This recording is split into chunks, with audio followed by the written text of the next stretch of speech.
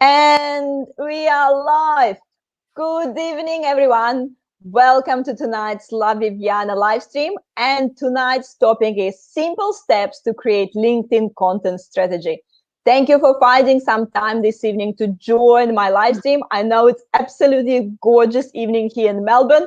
I don't blame you that you're outside on on the beach or shopping or whatever, because isolation is over, back to COVID normal. Yay! So, but if you're joining me tonight, please introduce yourself in the comments. Let us know what you do and join our conversation with your comments and questions.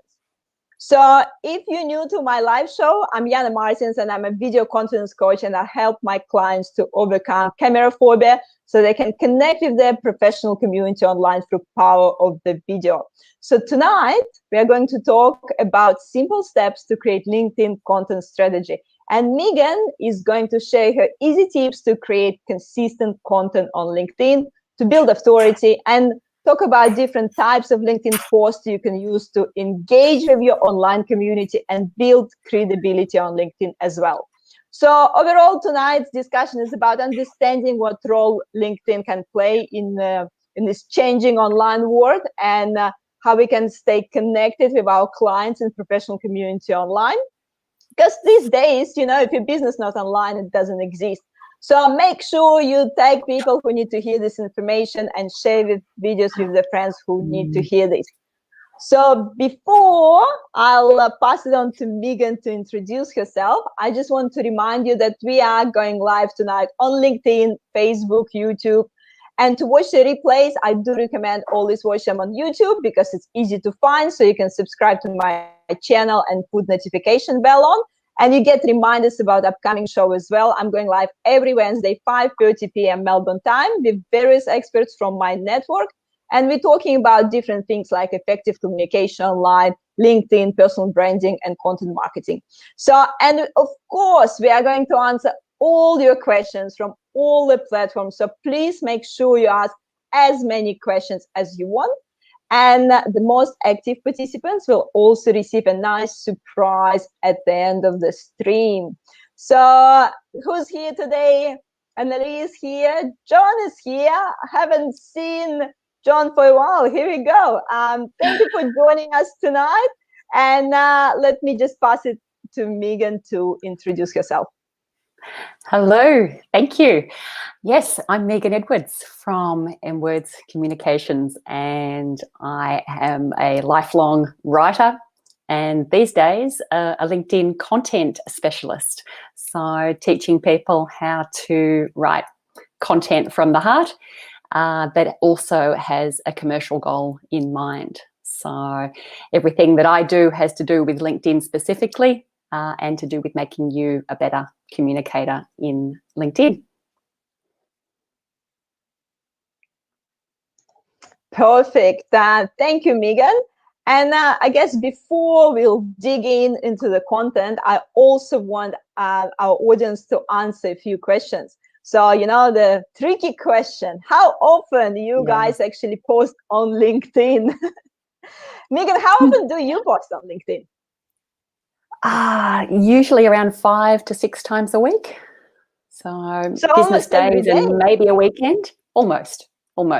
Or skip a day and do 2 on one day, but usually 5 to 6.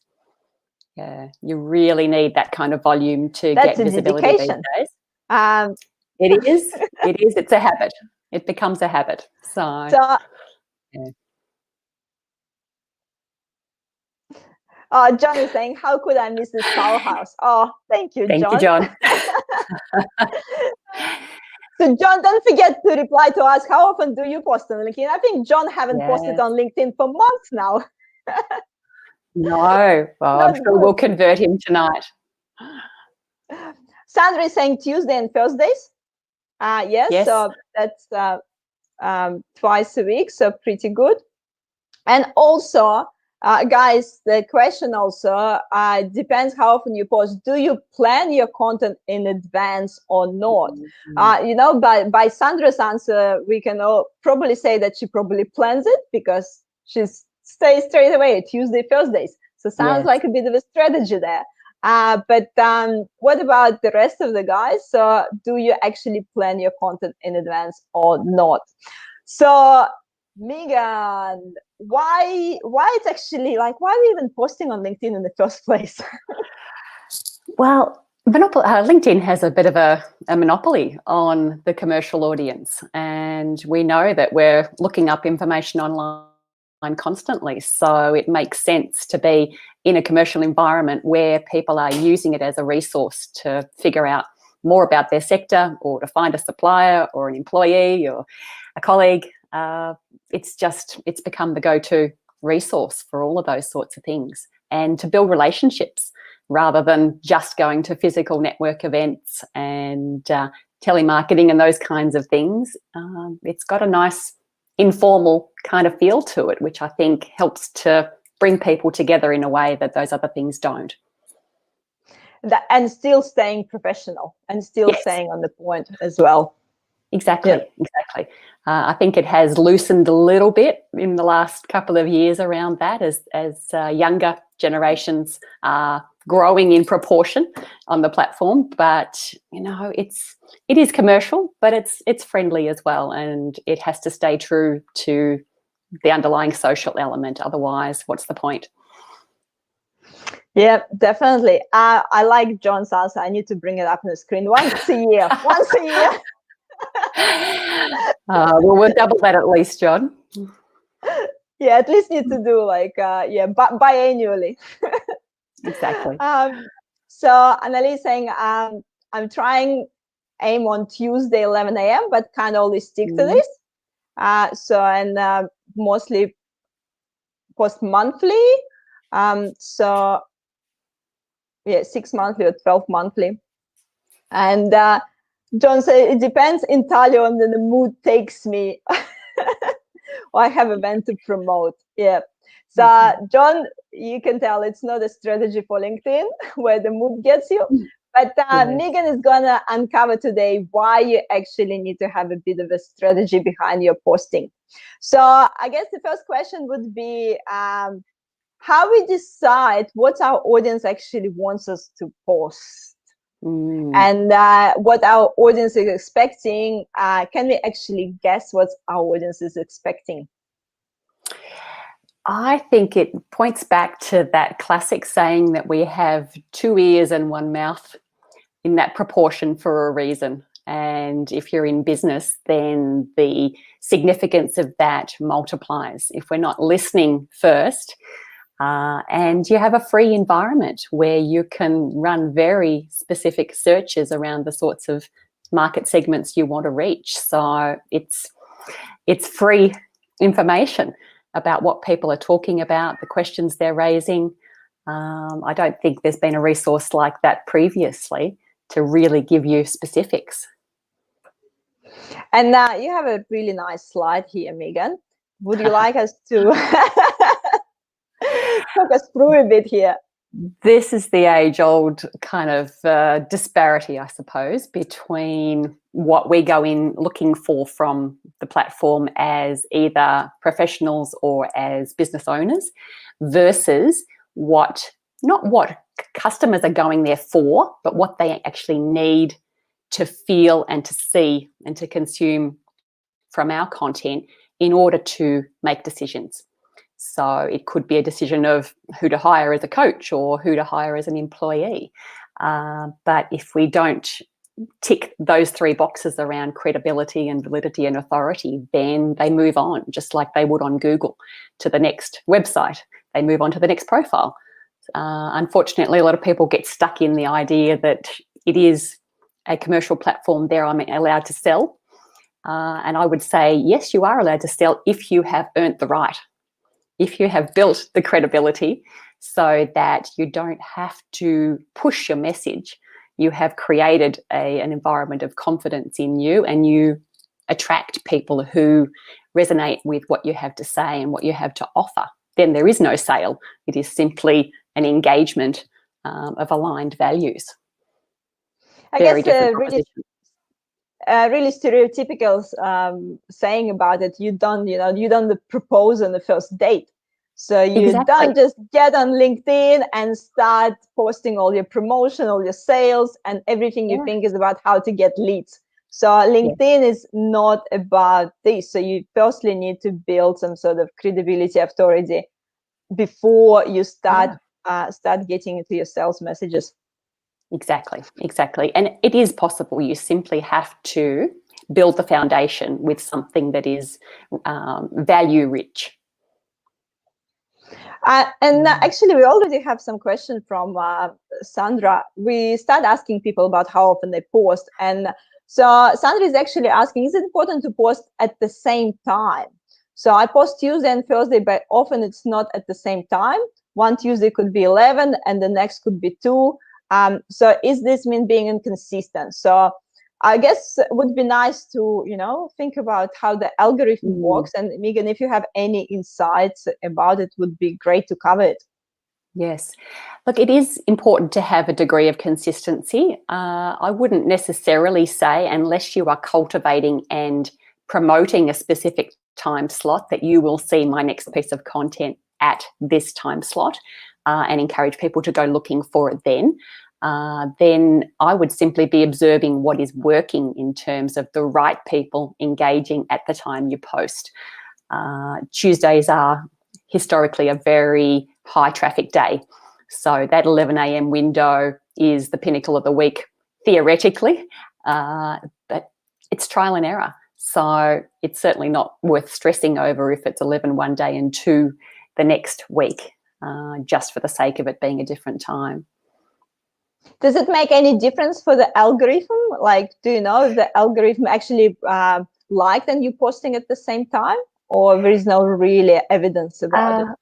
It's not so much that it likes you posting at a certain time, it's that it will respond to the engagement you either get or you don't get. So if you post at a time that is low traffic and therefore your content doesn't get a lot of visibility, the algorithm will judge you effectively to say it was not so interesting, when really it was simply a case of the people not being tuned in to it at that particular time. So the more of that low engagement content you get, the more downgraded you get by the algorithm in terms of what it will do the next time you publish, even if it is at a prime time.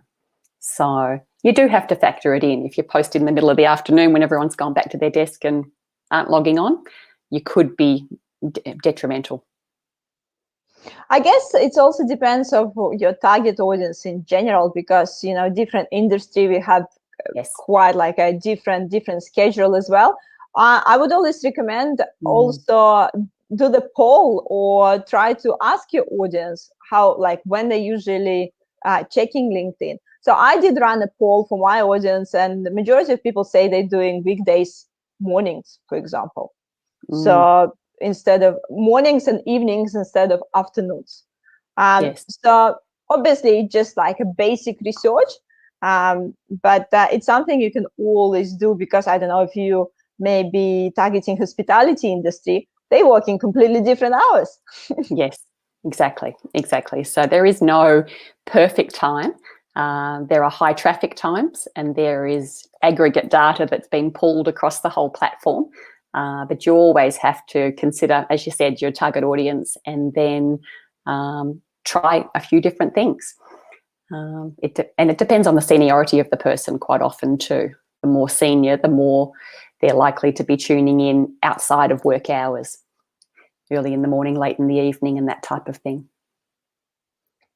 And I guess the biggest question everyone will ask, what I actually should post on LinkedIn? Like, I don't have anything interesting. I don't have any ideas. So where would I start if I need to post on LinkedIn? I would start with a blank spreadsheet and just make a column on the spreadsheet for each thing that you want to be known for.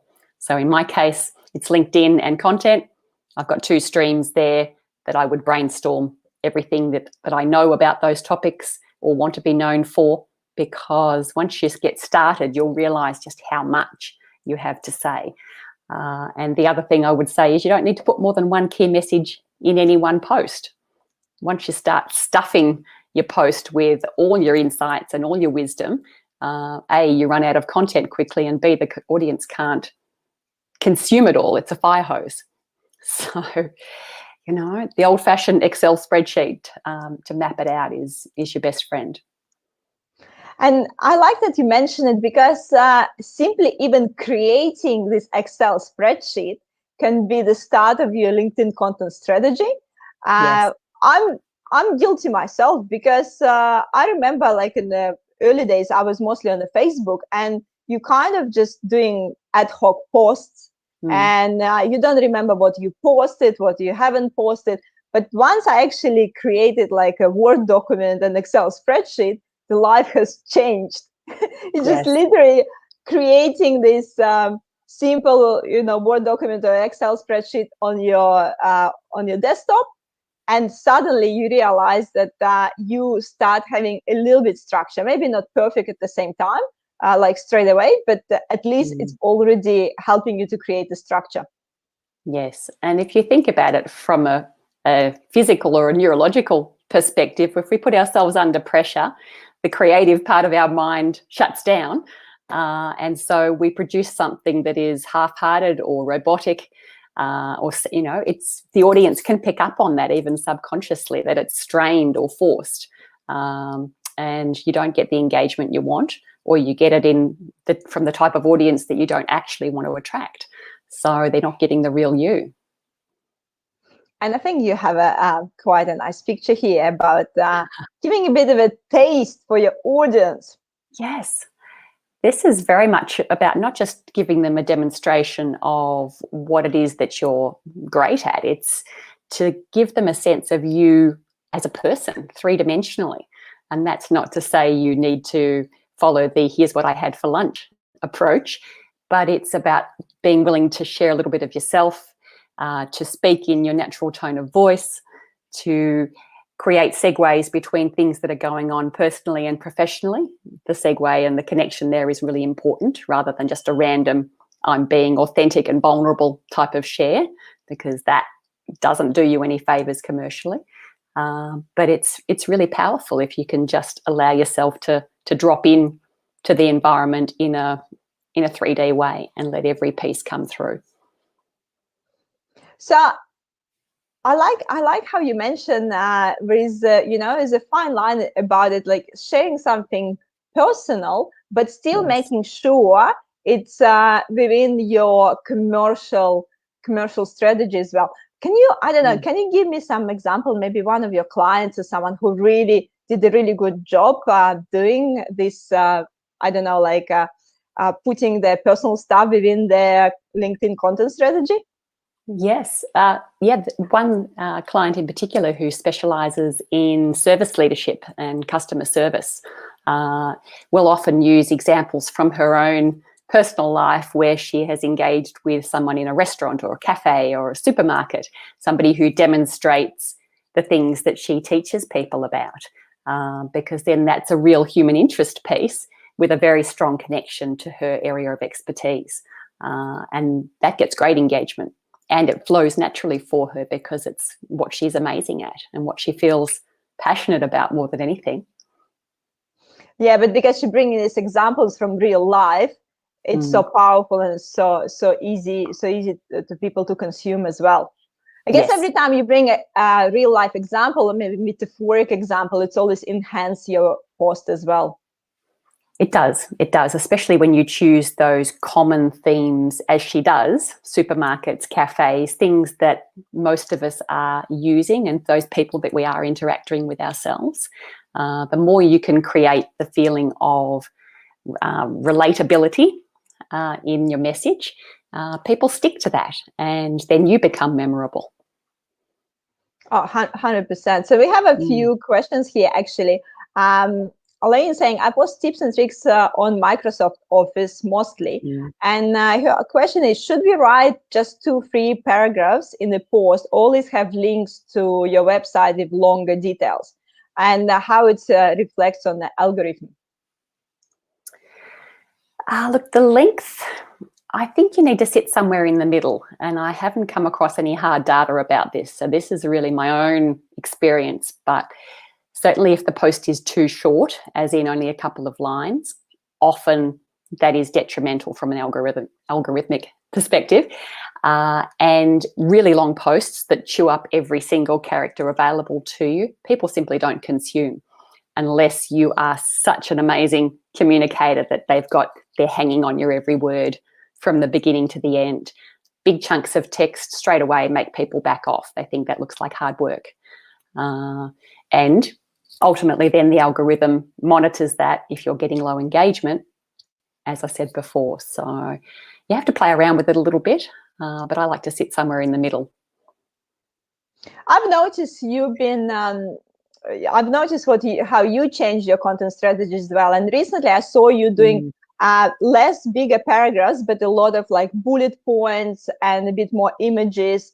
Have you noticed that it's been helping with your engagement? It does, because it makes it easy to consume. And you have to think of your content in the same way that you would sing a song. You know, a song does not follow one steady flow in monotone. There are peaks and troughs and room for breath. You know, you couldn't belt out an entire song without taking a breath. Just like you can't expect someone to read your content and really absorb what you have to say unless you have those highs and lows and that light and shade.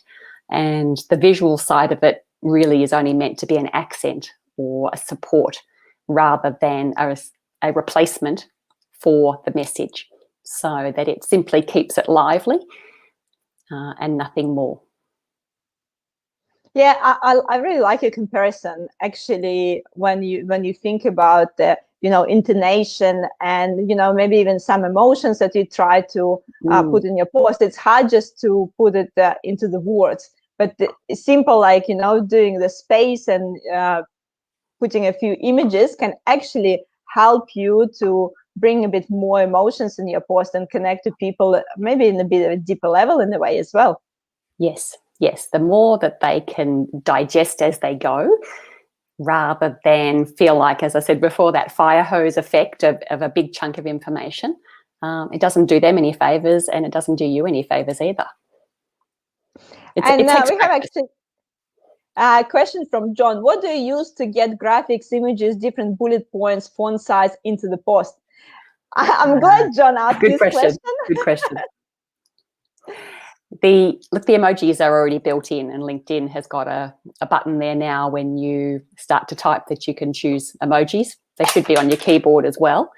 But the special font is a tool that you bring in from a browser. So you go to a separate website and you paste your text in and then you copy it across to LinkedIn. It does come with a caveat though, because depending on the platform you're using, sometimes the converted text can not match up with the system that you're on. And so some users, particularly Android, will see Unicode or gobbledygook rather than the words that you've put in bold, for example. So a bit of trial and error and just being mindful that you don't put your entire message in that format, because the whole thing could get lost in translation. So I guess you need to copy and paste different fonts and see how it shows on your LinkedIn before you post. But then even if it shows well on your LinkedIn, some users might not be able to read it. So I guess that's the reason you need to be extra careful to make sure that your audience is. Yeah. And it doesn't hurt if you know a couple of people who are using different platforms to ask them to check it out for you and see if they can read everything clearly. That's the best way I've found, to just get that direct feedback before you start changing your entire content strategy to use that new formatting. Yeah, and Nalit actually saying if you press Ctrl full stop, it will give you the image list. There you go. For the PC users. Is that on Microsoft? I think so. It is a Microsoft. I need to try it. I'll try it right now. Ctrl full stop. I'm just like, I'll try. Okay. Anyway, I'll try it later. So John is actually asking, any particular site you suggest? I use one called Lingo Jam. Lingo Jam, as in the stuff that you put on your toast. .com, and they have a whole library of different fonts and so on. But again, go for the simple ones that are easy to read, because that's just as bad as big chunks of text. If you have a whole paragraph that's really heavily formatted with, scrolls and bolding and things like that, then it becomes difficult to read. Here you go. And actually, Annalise saying it's on LinkedIn. So you press Ctrl full stop on LinkedIn, and it will give you a whole image list. Here we go, John.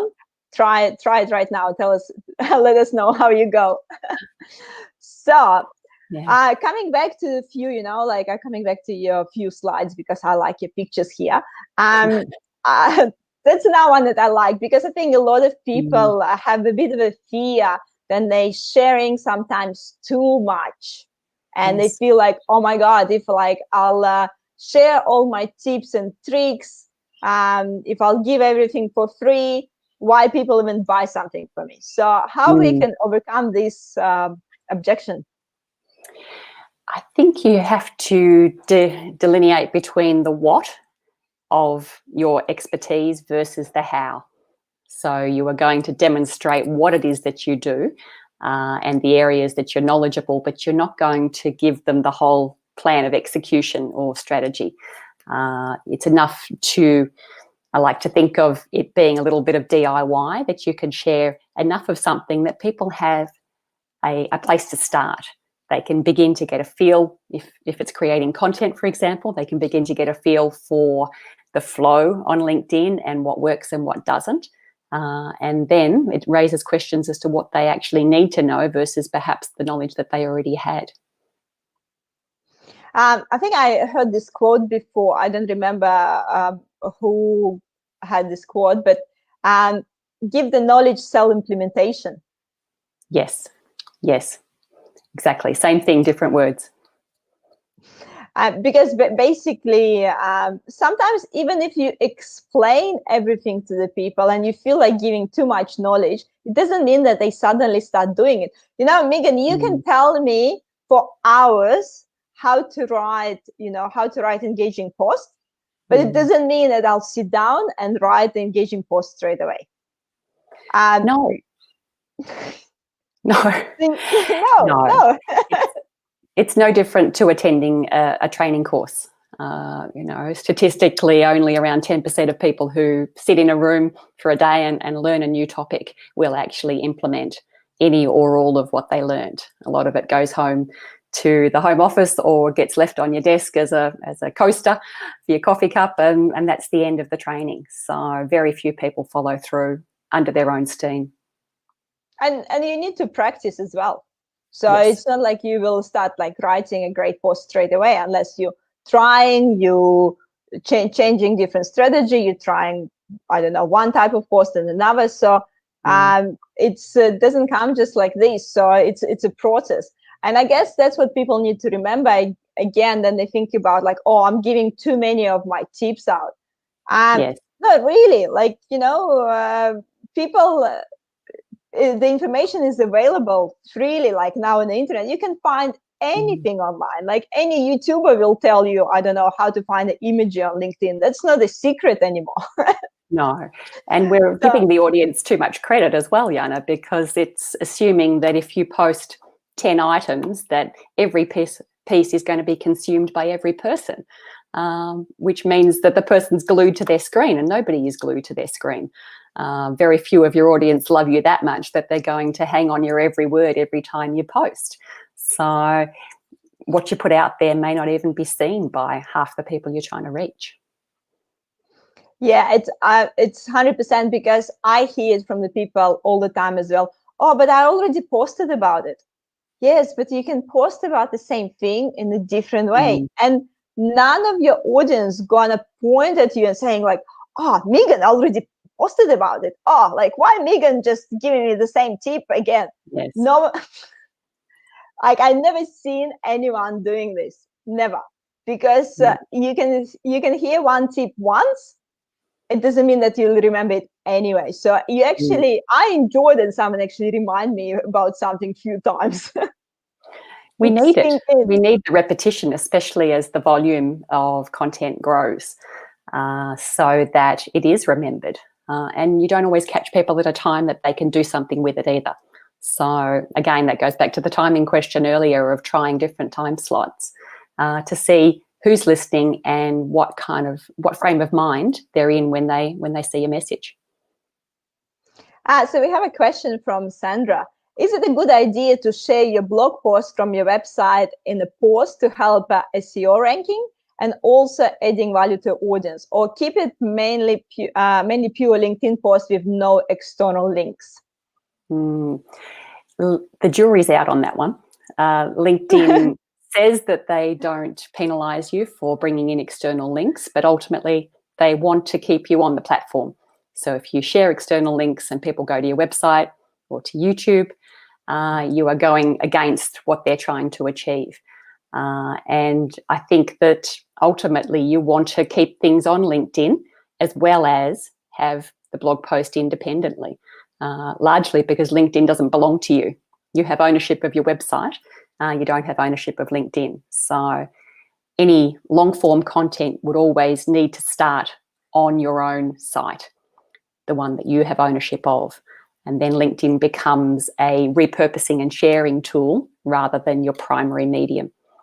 And people don't tend to consume the long articles on LinkedIn as much anymore. They've dropped enormously in terms of visibility and reach. So again, going back to that sharing one key message, breaking things into an easily consumed format does you more favours than throwing a long form article at the site. And look, I've noticed, actually, talking about the algorithm, I've noticed that the engagement has dropped recently on LinkedIn as more like, the isolation started, as more people jumping on LinkedIn. But I also surprisingly noticed that when I post a link to my website, it starts performing not as bad as it used to be. So before, if I would post the link, it feels like LinkedIn wouldn't show it to anyone. Now that I'm posting a link, it's actually not that bad. Like, it's not as good as a native post, but it's better than it used to be before. So I'm not sure if they change anything, but I definitely experienced in the last few months that I start. So what I'm doing now, like if I have a blog post, I might do some post where I put the link in the comments, but I also will do the week after, I will do the post where I just share the link. And they both actually performing surprisingly. So it's I feel like it's been some change recently.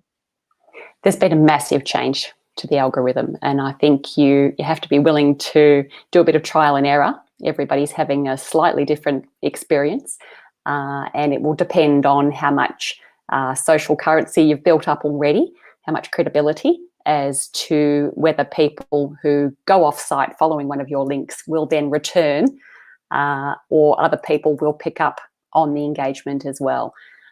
So you can't really pigeonhole it, but I would still be cautious about using external links and don't rely on doing that frequently. Maybe once a week if you're posting 5 times a week, as I do, as an example. And focus on keeping people on the platform, because then they're more likely to go and look at your profile. They're more likely to go and look at the other pieces of content that you've created, and they're able to validate what it is that you represent, what you're good at, all in the one environment. I guess, Megan, it's a really good point, because I do post a lot, and every now and again I post a link. That's why probably LinkedIn not penalize me for this. But if I would be just consistently posting the links to my website, then probably I will get a less engagement for those. So I think, as you said, it is a combination of what you've been doing on the platform before and what sort of, history LinkedIn already have for you as well. But have you noticed any recent changes? From your experience? Yeah, one of the biggest changes has been an element of the algorithm called dwell time, which is the closest analogy I can think of is the bounce rate on your website. So how long does somebody linger on your website after they've navigated to it? And if it's quick, then you can probably make the assumption that they weren't that interested or that they found something they weren't expecting. And it's the same thing with dwell time on LinkedIn. So they're monitoring very closely how long people pause in the feed when they're seeing your post, whether they click into it is the second piece. And the third piece, how long they sit on it and go through maybe other media that are attached to it, like a video and so on. So all of those pieces are feeding into the algorithm's impression of the worthiness or the interest factor of your content. And it's not something to put the fear of God into people about, but it is something to be mindful of, that if you simply throw in a good headline and the rest of the post doesn't deliver, that the bounce rate will go up. The dwell time metric won't be met, and that's detrimental to your visibility overall. There you go. I've noticed that the videos views definitely dropped recently. It's not because videos are necessarily a bad format anymore. They're still popular and they still have a place in any content strategy, I think, because of that three-dimensional perspective people are getting of you. But there are other formats of content like documents now coming up the ranks in terms of popularity that you are competing with. And some people prefer to watch a slide deck or to control the flow of a slide deck, which they can do silently, and they can pause on more easily, and it has room for more information compared to watching a video on silent, for example. So it's not a bad thing to do video. You just need to be mindful of using different formats. I guess I've also noticed polls been performing quite well at the moment too. Polls are an interesting one because they traditionally don't elicit a lot of comments, and comments are one of the biggest drivers of engagement. So they can be useful for a quick grab, if you like, of information to scan the room, so to speak, and get a little bit of a sense of what people are interested in. You need to keep it very simple because, again, people are scrolling through looking for something that they can easily engage with. And if you create a complex question or an ambiguous question or one that has 10 possible answers and you've only given them 4, they'll usually keep going. You really need to be very precise and simple in how you use it. I guess you mentioned the ambiguous questions. I think a lot of people sometimes scared or a bit, doubting to post some ambiguous questions because, I don't know, they're worried to voice some unpopular opinion, or maybe they worried that they offend anyone. So what's your advice to people who feel this way? Well, it's not exclusive to polls. Some people are more inclined to post things that are contentious or more likely to provoke polarized thoughts and opinions. And I would say it's not that that's a bad thing. It's just that you need to be willing to follow through on that if you put something out there. It's worse to post something controversial and then go silent when people start having their say about it than to maybe stick to something you're more comfortable with and have a more moderate response from. So it'll suit some people and it won't suit others. Would you say there is some things that you should avoid posting on LinkedIn whatsoever? Statistically, political content doesn't tend to do very well. With the exception of what's going on in the US at the moment, there's been a lot of content around that and a lot of people jumping into the conversation. But historically, political content tends to rate pretty lowly because it doesn't connect with most of our professional roles. It's seen as purely an opinion piece and therefore perhaps belongs more on another platform than LinkedIn. We have one more question. Annalise asking, how are you checking the performance of your LinkedIn? Do you have to pay for premium to get the data? Short answer, yes. You really do. If you are going to use the platform to build a brand, to have commercial success rather than just to get famous, then a premium account is going to give you much richer background data as to who's viewing your profile particularly, which will help you to measure the accuracy of your targeting in what you are publishing. If you run a free account, you can still get a very small piece of that information, but it's a lot more based on the metrics that are happening on the front of the platform rather than that extra step that people might have taken after reading a post. So if you're there for commercial purposes, absolutely, I think the paid accounts are really useful if you use the data. Yeah, I guess it's a short question. We actually had a whole episode about LinkedIn Premium with Andrew. So if you guys actually want to learn a bit more about LinkedIn Premium, you can go back to this, because we can obviously talk with Megan for ages, but that's this time of the day that we need to slowly start wrapping things up. So because as I said, John is actually interesting about LinkedIn Premium as well. So guys, you probably need to go back to that video to listen to our discussion. We raised a few points about it. For the whole hour, we talk only about LinkedIn Premium. So I'm sure Megan can talk for a whole hour about LinkedIn Premium as well. Probably, but I think that last point pretty much sums it up. Rich data, and if you're going to use the data, it's worth it. Yep. And so the exciting bit of our today's live stream, of course, it's a little giveaway, Megan. So what do you have for us today? I think that the biggest challenge for a lot of people is simply getting started or redirecting themselves if they make a start and it doesn't seem to be delivering the results. So in terms of offering a bit of help there, I'd love to encourage a couple of people to have a free strategy call and just maybe bounce a few questions, get some thought starters of things that they could be talking about, or those little tweaks that are going to help them get more reach in terms of doing what the algorithm wants. So I would open that up to 2 people that have been on the session today. I think it will be really easy pick today, because I think we already know who will be the winners today. We definitely have I think few ladies who asked the majority of the questions today.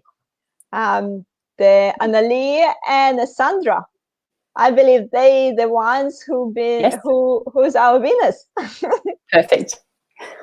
No, that's great. That was I like that it's easy to pick winners, because sometimes takes too long, Yes.